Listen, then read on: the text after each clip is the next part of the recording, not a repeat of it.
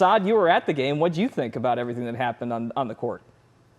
It was just an emotional, it was so emotional from the start to the finish, and I think it was a gut punch for a lot of fans just to watch Luka watching the tribute video. I think a lot of people expected the tribute video to kind of bring out all those emotions, but watching Luka, first of all, I give Luka a lot of credit for being as vulnerable as he was. It's not easy for athletes to do that. A lot of times they'll mask it, they'll try to hide it, they'll try to keep those things in. He really just let it all out, and you could just see how vulnerable he was. To me, there were two absolute dagger moments for me from that and from Luka's return to Dallas. The first was watching him watch the tribute video, and the second, I don't mean to move past the game itself, which was fantastic, but the next day for him to stay around in Dallas and help in the community and be around with the kids, just those two moments for me was just it just brought it all back again.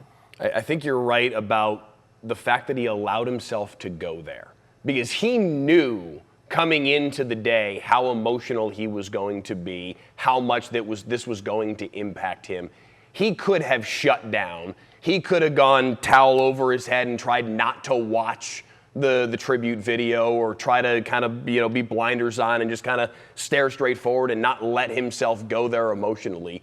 He was locked in and let himself get emotional, let himself wipe the tears away multiple times. And as J.J. Redick said after the game, and I thought he was absolutely on point with this, the fact that he was able to do that and still take the floor with tears in his eyes and go out and put the performance he did on the floor, 31 points in the first half alone, was unbelievable. J.J. Redick called it superhuman. I don't know what else to call it. It was unbelievable what he did to be able to channel that emotion and go play the way that he did. It was awesome. I'll follow up and say that one of the things that stuck out to me was also the absence of competition from the Mavs to some degree. Yeah, the game got close occasionally, a couple points, but Anthony Davis, the guy you traded for, was essentially a non-factor in the game. And when Luka hits a step-back three in the first quarter in his face, basically recreating the Rudy Gobert shot from the playoffs, it was kind of just another reminder that the balance in this trade doesn't exist. And I felt for Anthony Davis, because this should have been about him too. This was a Lakers team that essentially gave up on him from him being a cornerstone of what was looking like it could have been a run for multiple championships, but moving on to a younger talent and letting LeBron kind of pass the torch to a similar play style. Now, though, with this Mavs team, you're kind of sitting there thinking, okay, sure, Kyrie's not on the field, or not on the court, excuse me, but what can we expect here? Because I still have, except for that one little glimpse when Anthony Davis was healthy, Kyrie was on the floor against the Rockets in their first game, I haven't seen enough to sit there and think this team is going to be competitive for a championship in the near future. Saad, what do you think?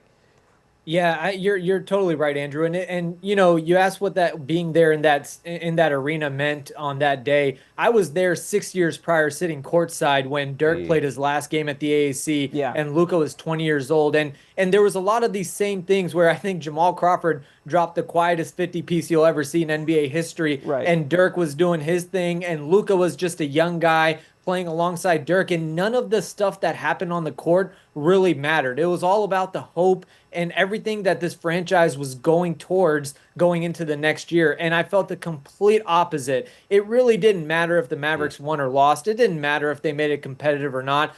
It didn't even matter that Luka dropped 45. The reality is this team, this Mavs team, is headed for a consolation play-in game, and the Lakers are contenders, and Luka, I believe, leads the Lakers in all categories in everything since he's been in LA. Just about, It was just a reminder that this is bigger than a game. This is the direction of the entire franchise.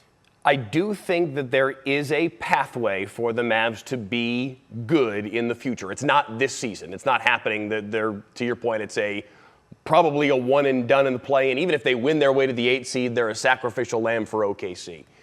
If, and there's a lot of ifs between here and there, but if you can get AD healthy, Kyrie healthy, Gaff, Lively, PJ, all these guys healthy and on the floor at the same time, that can be a good team.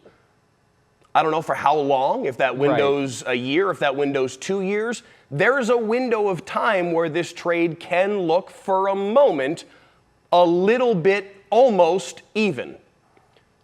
Unless a meteor hits in 2029, it won't be even after that.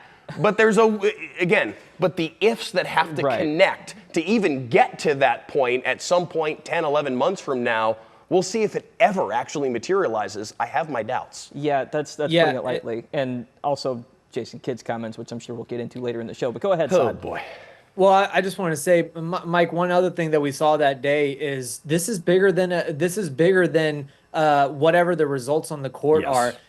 This is winning a championship with all those guys that you mentioned. It would be great, but Luka was Dallas's own. And you know, the comparison that I always make, the Rangers won the championship a couple years ago, and that's great. Rangers fans loved it. But trust me, Rangers fans would care a lot more for that 2011 championship to happen than the one that happened the other day, because that was the Rangers' own. This one, look, love Seager, Simeon, and everything's great, but it just feels a little different. And even if they break through with all these other guys, I feel like it won't hit the same. Not all championships. championships. If that had included Adrian Beltre, what it would have meant to, like, if he had hung on for long enough, would have meant a lot more. Just a reminder, not all championships are created equal. As much as we like to count them as stats, certain ones just mean more.